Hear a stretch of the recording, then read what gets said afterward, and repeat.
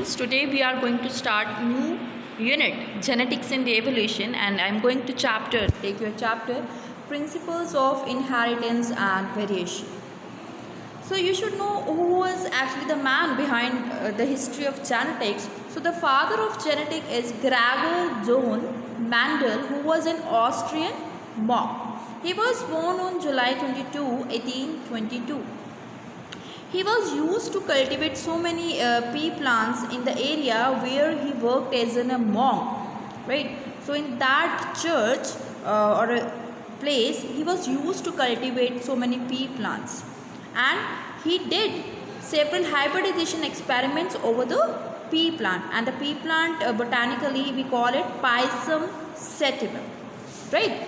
Now he did hybridization process for around 7 years, and he governs the inheritance of traits.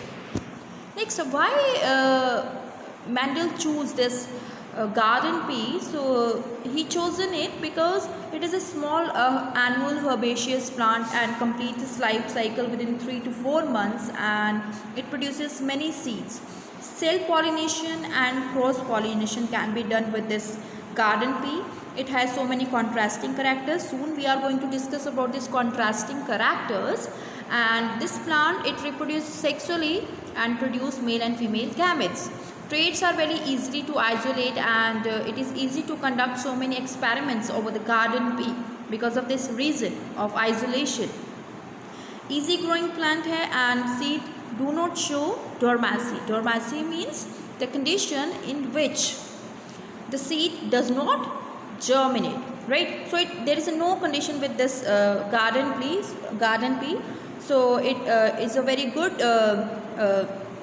thing selected by the father of genetics, Mendel.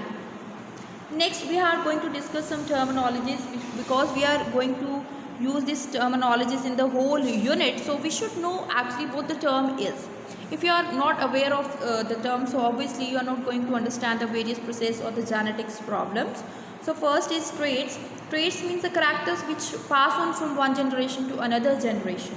So traits is actually, there is a difference between traits and characters. Suppose we are talking about the height.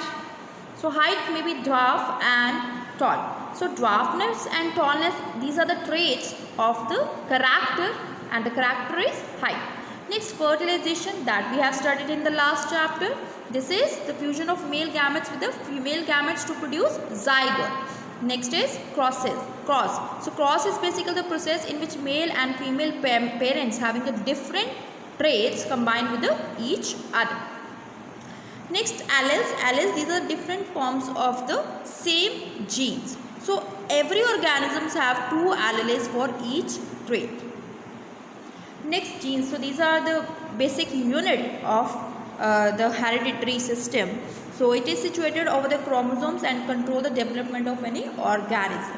Next, dominant trait and recessive trait. So dominant traits which express themselves in the offspring and comes along with the offspring, and recessive traits which remains hidden or disappear in the next progeny.